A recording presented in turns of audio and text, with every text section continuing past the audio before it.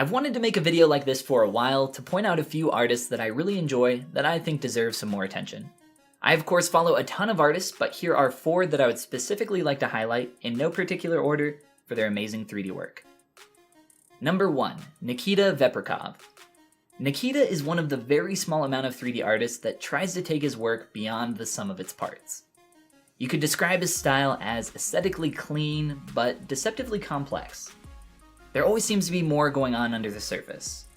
Nikita tries to tell a story with his work.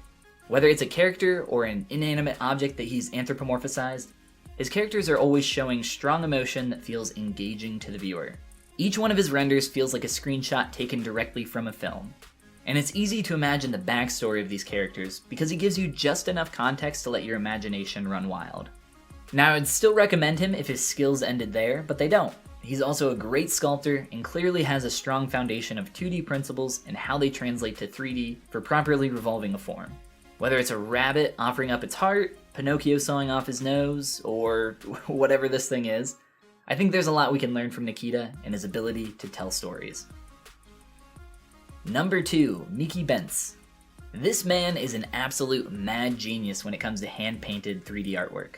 Not to mention his ability to replicate and translate 2D art to 3D is truly something to behold.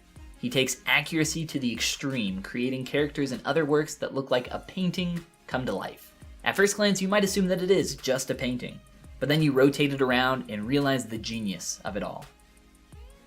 You see, the thing that's really tough about 3D is that unlike in 2D, where there is only one angle that everything must look good from, in 3D it must look great from every possible angle. And that's really tough. But Nikky has combined both of these worlds with his hand-painted work. Painting in light and shadow so that from one angle the work looks front-lit, but then from another it could appear backlit. It's very difficult to make this look good. And it's often why I mention in my own videos to be very careful when painting highlights and shadows directly on a model. It's a very fine line to thread, and Nikky does it extremely well. Oh, and if all of that isn't enough, his character work is great too. Number 3, Olga Anufreva, otherwise known online as HE77GA, which I've always pronounced in my head as Hezga, but honestly, who could say? She's a 3D artist that is good at damn near about everything. The individual parts of Olga's work can be messy and feel rough or unfinished, but when it all comes together as a whole, there's just enough complexity to make it all work. You know when people upload a time-lapse of their work and they call it a speed sculpt, but really they spent like a month on it and then sped up the footage to only about 10 minutes long? Well, that's not Olga. She's fast. Really, really fast. And I'm very envious of that. Here's a character that she sculpted in about 4 hours. Notice how the gray geometry around the face has just enough form to make it feel like hair. That's a really tough thing to achieve. Her ability to sculpt in a variety of styles at such a high level is nothing short of astounding.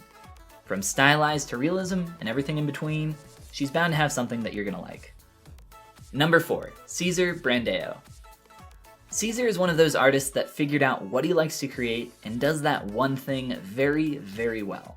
His female portraits are so unique that he's one of those artists where you could recognize his work instantly. Each one is so full of emotion and expressive. It's really interesting to watch his progress of work on his timeline as well, because the newer pieces that are in a neutral pose in the face are still full of life and feel more expressive than some of his older works. And you would never guess it by looking at his portfolio, but he's worked on titles like Halo 4. I've always wondered what Master Chief looked like under that helmet, so I guess now we finally know. If you want to create appealing faces, I think Caesar is a fantastic example of someone that you should try your best to emulate.